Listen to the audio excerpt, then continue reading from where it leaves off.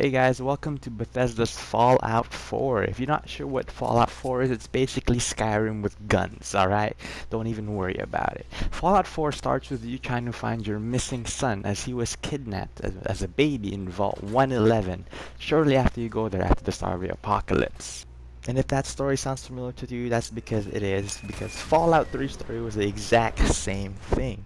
Fallout 4 is set in the Commonwealth of Massachusetts, known simply as the Commonwealth, and trust me, things can get pretty random and it's ridiculous, but hey, at least these explosions look pretty nice.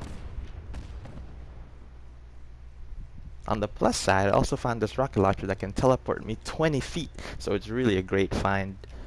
You should know that the enemies in Fallout 4 are terrifying, especially these rad scorpions, because they can burrow and just so hard to kill. I mean, lasers literally just bounce off its shell. It's ridiculous.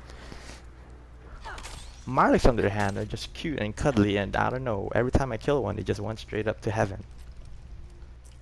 Except this Marlik, who was really tired after a game of tag, that he just decided to just, hey man, I'm just gonna call it a day. I'll see you tomorrow. And you know, I don't blame him. It gets tiring.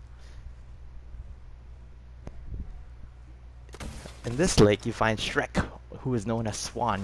You can try to kill him, just be really careful, because you know I died like 10 times to him. If you stick around with the Brotherhood Steel long enough, they'll teach you how to merge and sit with tables, and for the first time, you can ride in a birdie bird, and you don't want to miss that.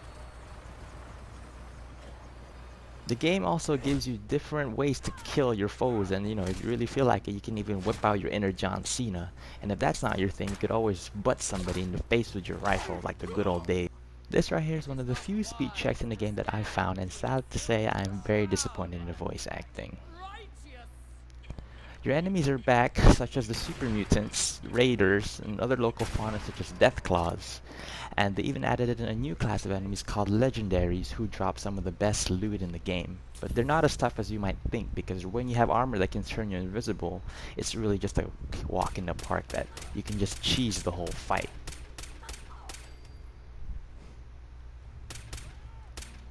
I mean, seriously, once you have this thing, it's pretty much easy mode, and you know, you can get all the good loot you could ever want.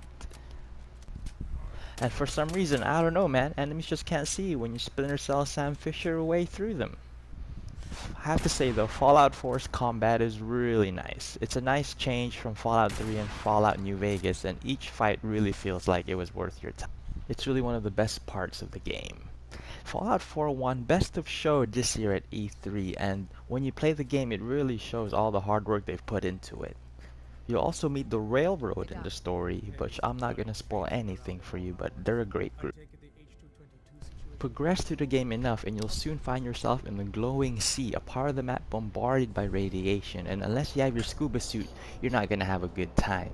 You should also know that there are rabid mole rats in this part of the map that will try to swarm and kill you every 10 steps you take, so you know, it's great. The VATS targeting system is also back, but this time instead of freezing your enemies, they'll put you in a slow motion kind of thing, which will give your actions a bit of more urgency.